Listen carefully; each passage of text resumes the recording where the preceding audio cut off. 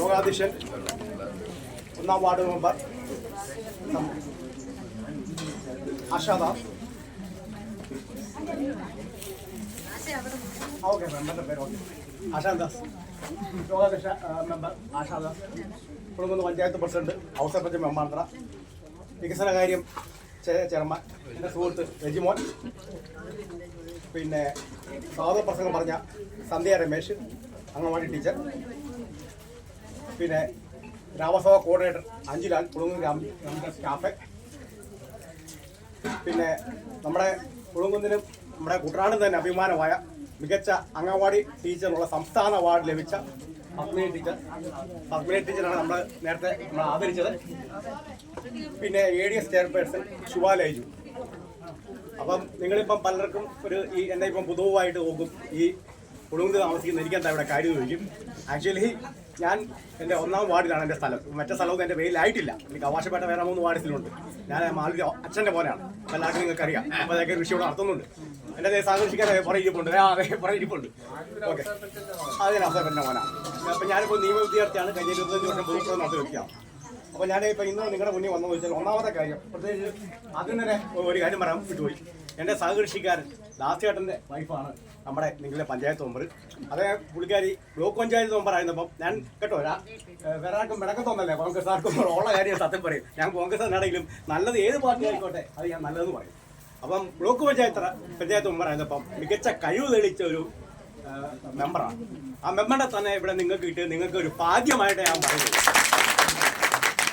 അതോടൊപ്പം തന്നെ കഴിഞ്ഞ 30 വർഷമായിട്ട് ഞാൻ സജീവമായിട്ട് രാഷ്ട്രീയ രംഗത്തുള്ളതാണ്. അപ്പോൾ ഞാൻ എല്ലാവരും എനിക്കറിയാം, എൻ്റെ കുടുംബത്തെ എല്ലാവരും ഉണ്ട്.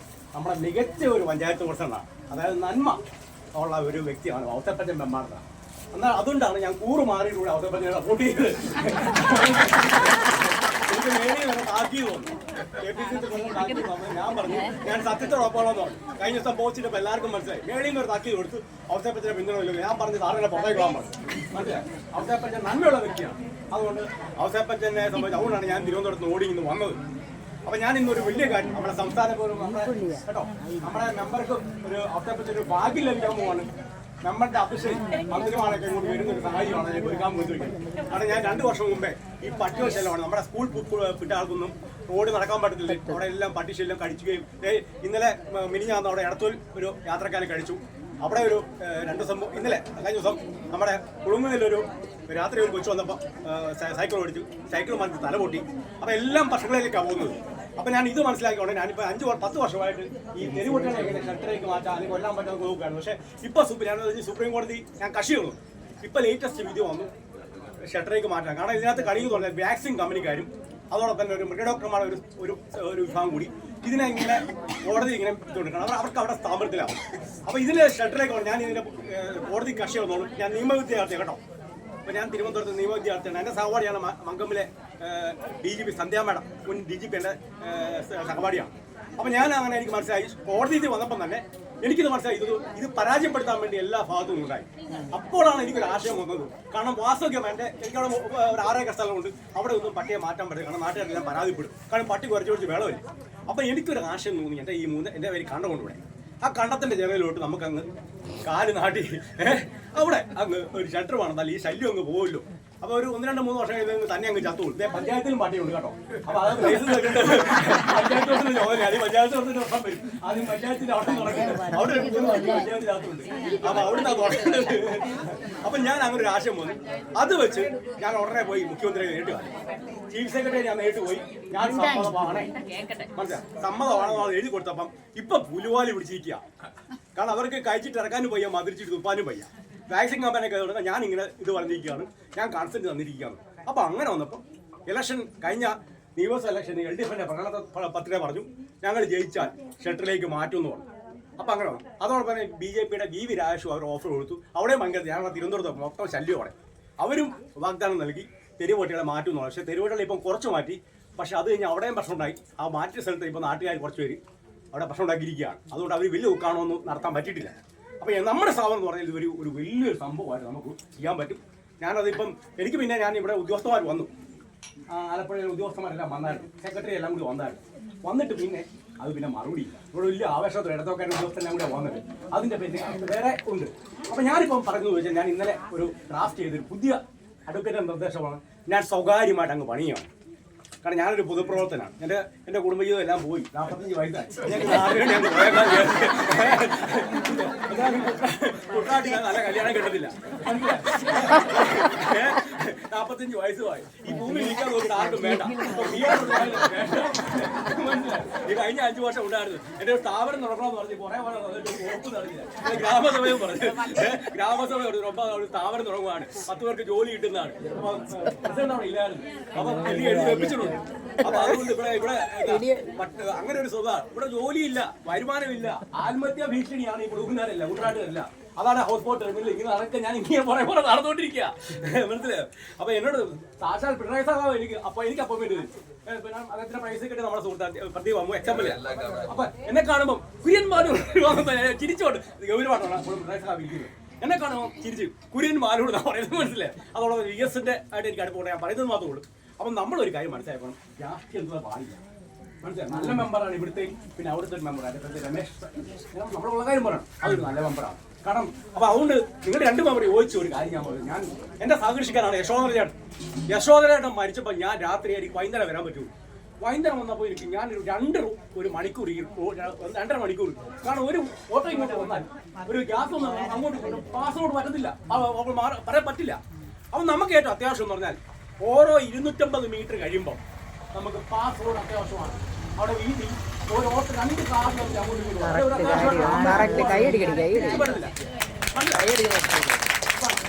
അപ്പൊ അതിനെ വേണ്ടെന്ന് വെച്ചാൽ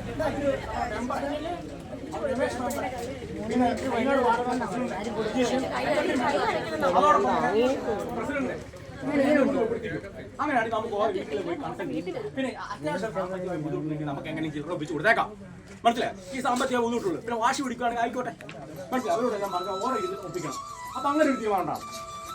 അടുത്ത കാര്യം ഞാൻ വന്നു ചോദിച്ചാൽ നമ്മുടെ ഈ ജൂബിലി 48 പാലം അവിടുന്ന് നമ്മുടെ എൻ്റെ സഹകൃഷിക്കാരൻ സതീഷിൻ്റെ വീടിൻ്റെ പുറകിൽ കൂടെ മുട്ടിങ്കൽ വഴി എൻ്റെ മാലൂർ എൻ്റെ ഭൂമി അതെല്ലാം കരോട് ചേർന്ന മാലൂർ തറോട് ചേർന്ന് പിന്നെ ഇലക്കാട് ബ്ലോക്ക് വഴി നെന്മണി വഴി കായപ്പുറം ദോഷയിട്ടാണ് ഒരു വലിയ റോഡ്.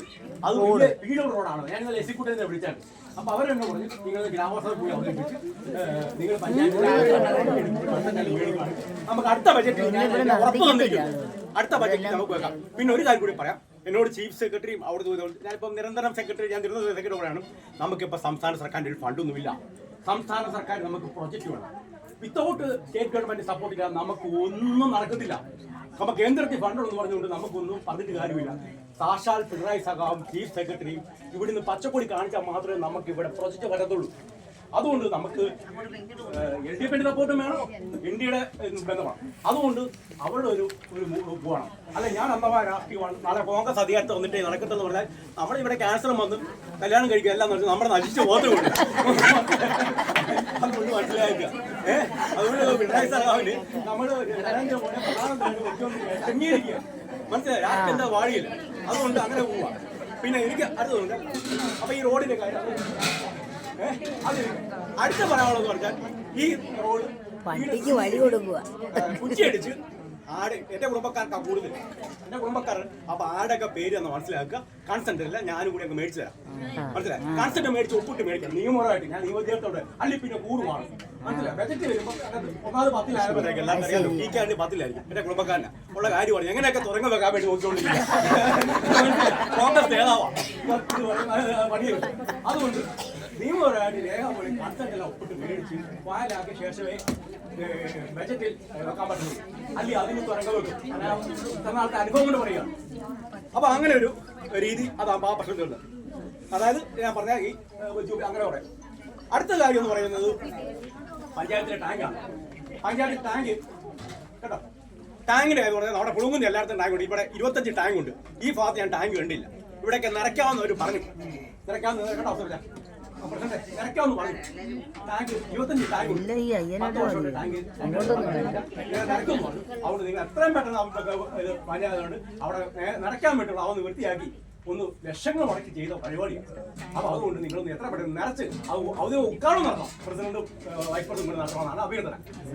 പിന്നെയുള്ളതെന്ന് പറയുന്നത് ഈ അയ്യനാട് എന്ന് പറഞ്ഞ് ഞാൻ പറഞ്ഞു നല്ലൊരു ടൂറിസം പാക്കേജ് ഉണ്ടാക്കാം.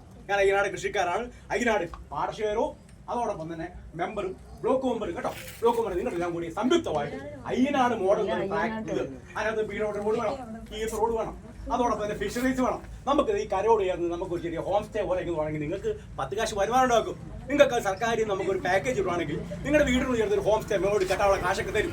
അതൊക്കെ വായ്പ ആയിട്ട് കൊടുത്താൽ മതി, അവർ തരും. അങ്ങനെയാണെങ്കിൽ നിങ്ങൾക്ക് 10 കാശ് വരുമാനം ഉണ്ടാവും. അതും പിന്നെ അവിടെ തന്നെ ഫിഷറീസ് നമുക്ക് മത്സ്യകൃഷി ചെയ്യാൻ പറ്റും. അതോടൊപ്പം തന്നെ ഫ്ലോട്ടിംഗ് നെല്ലുണ്ട്. ഈ വെള്ളം കയറിക്കുന്ന സമയത്ത് ഈ ഇതിന് മേളിൽ ഇങ്ങനെ ഇത് നെല്ലിന്റെ ഇതൊക്കെ ഉണ്ട്.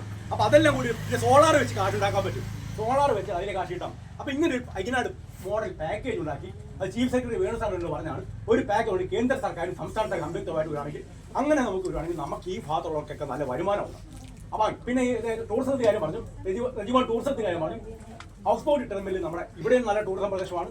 കുളുങ്ങുന്നിൽ ഒരു ഹൗസ് ബോട്ട് ടെർമിനൽ അത് 2 വർഷം മുമ്പേ സ്റ്റേറ്റിലെ ഉദ്യോഗസ്ഥന്മാരെല്ലാം വന്നാണ്, നമ്മുടെ സംസ്ഥാന ഒന്നാണ് അത്. പക്ഷേ ആ ഉടക്ക് വലം പൊളിക്കേണ്ട ആവശ്യമുണ്ട്. അതോടൊപ്പം തന്നെ നമ്മുടെ മങ്കമ്പ് വലം ഉയർത്തിപ്പണയണം, അത് വേണം. അപ്പം അങ്ങനെയൊക്കെ കാര്യം അതത്തെ എനിക്ക് പറയാനുള്ളൂ. വേറെ എല്ലാ കാര്യങ്ങളും പിന്നെ KSRTC ടെർമിനൽ കാര്യം ഇന്നലെ അവിടെ പറയുന്നുണ്ടായി. നമുക്ക് ഒരു ടെർമിനാണ് വേണ്ടത്. അത് വേണ്ടത് കുളുങ്ങുന്നതിന്റെ മധ്യപ്രദേശമായ എഞ്ചിനീയറിംഗ് സമയം എഞ്ചിനീയറിംഗ് നല്ല വേറെ ഒരു സ്ഥലത്തോട്ടും കൊണ്ടുപോകാനുള്ള നീക്കം നടക്കുന്നുണ്ട് അറിഞ്ഞു. അത് ഒരിക്കലും കേട്ടോ പ്രസിഡന്റ്, ഒരു മധ്യപ്രദേശം എന്ന് പറഞ്ഞാൽ കുളുങ്ങുന്നതിലെ 10ാം വാർഡ് 9ാം വാർഡ് അത് പ്രസിഡന്റ് വാർഡ്, അവിടെ നിന്നല്ല വേറെ കൊണ്ടുപോകല്ലേ. അത് KSRTC ടെർമിനലിന്റെ പ്രസക്തി നഷ്ടപ്പെടും. അതുകൊണ്ട് ഈ കാര്യങ്ങൾ പറയാൻ വേണ്ടിയാണ് വന്നത്. അപ്പം ഒരു സംശയം ചോദിച്ചു, റോഡിന്റെ കാര്യം പറഞ്ഞില്ലേ? അപ്പൊ അത് ഒരു ജാഗ്രതയിൽ നിന്ന് ഈ കണ്ടംപടി അയ്യനാട് പാടംപടി നടുക്കൂടെ ഒരു റോഡ് അതിന്റെ ടെൻഡർ കഴിഞ്ഞാൽ 8 കോടി അതിന് പിടിക്കാനായിരുന്നു. അപ്പൊ അതിന്റെ എസ്റ്റിമേറ്റും എല്ലാം പോയത്, അതിന്റെ പേപ്പറും എല്ലാം പോയത്. അപ്പൊ ആ രീതിയിൽ നീങ്ങിയാലോ? അപ്പൊ അങ്ങനെ ഒരു സംഭവം ഉണ്ട്. അതിന്റെ പേപ്പറിലാണ് അതിപ്പോ നിലവിലുള്ള റോഡല്ലേ? നിലവിലുള്ള റോഡല്ലേ? നിലവിലുള്ള കണ്ടത്തിലൂടെ ഉള്ള റോഡാണ്. അല്ല, ഞാനിപ്പം പ്രപ്പോസ് ചെയ്യുന്നത് പറഞ്ഞാൽ ഈ റോഡേ ഉള്ളൂ. നമ്മുടെ പാടശേഖരം ബലപ്പെടണം. നടുക്കോടുള്ള ഞാനിപ്പം ചെയ്യുന്നില്ല. കാരണം നീർത്തട സംരക്ഷണം എടുത്ത് വെച്ച് നിലം നിരത്തുന്നതിന് എനിക്ക് താല്പര്യക്കുറവാണ്. നമുക്കത് അനുമതിയൊക്കെ പ്രയാസമാണ്.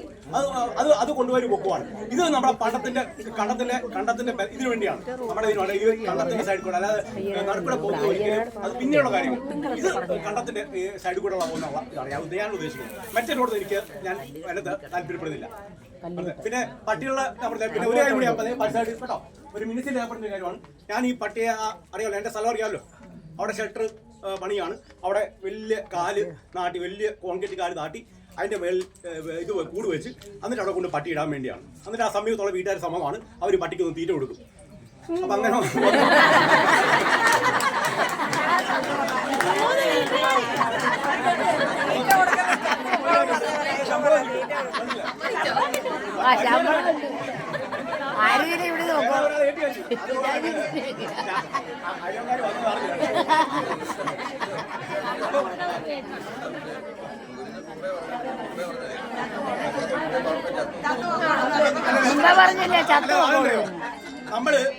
നമ്മള് ABC അതായത് വന്ധീകരിച്ചിട്ട് അവിടെ കേട്ടോ, അവിടെ പട്ടിയെ പിടിച്ച് വന്ധീകരിച്ച് അവിടെ ഒരാഴ്ചയിടും. അതിന്റെ അതിനുശേഷം വാക്സിൻ കുത്തി വെച്ചു എന്നിട്ടാണ് അവിടെ കൊണ്ടിടുന്നത്. മനസ്സിലായോ? എന്നിട്ട് അത് അവിടെ തന്നെ അങ്ങ് പിന്നെ അങ്ങ് പ്രത്യേകമില്ല, അങ്ങ് പയ്യ അങ്ങ് പൊക്കോളും. നമ്മൾ കൊല്ലാൻ പോകില്ല. നാടിന്റെ നമുക്ക് അതേ മാർഗമുള്ളൂ. അല്ലെങ്കിൽ നമ്മുടെ പിള്ളേരെ അവിടെ കടിക്കും. അത് അല്ല, അത് കടിക്കത്തില്ല. അത് ഉറപ്പ് വന്നേക്കാം. അത് കൂടിയാതായിട്ടിരിക്കുന്നത്. പിന്നെ ഒരു കാര്യം, പട്ടിയെ രാത്രി തുറന്നു വിടാൻ നിങ്ങൾ അങ്ങോട്ട് വരത്തില്ല. കുട്ടിക്ക് അവിടെ വെച്ച് ക്ലോസ് ചെയ്യും, അങ്ങോട്ടേ എടുത്തു. പട്ടിയോട് പറഞ്ഞാൽ ഇങ്ങോട്ട് വന്നേക്കാം. അപ്പം അതപ്പോ അപ്പൊ എതിർപ്പില്ലല്ലോ കേട്ടോ. ആ ഓക്കെ, ആ എതിർപ്പില്ല.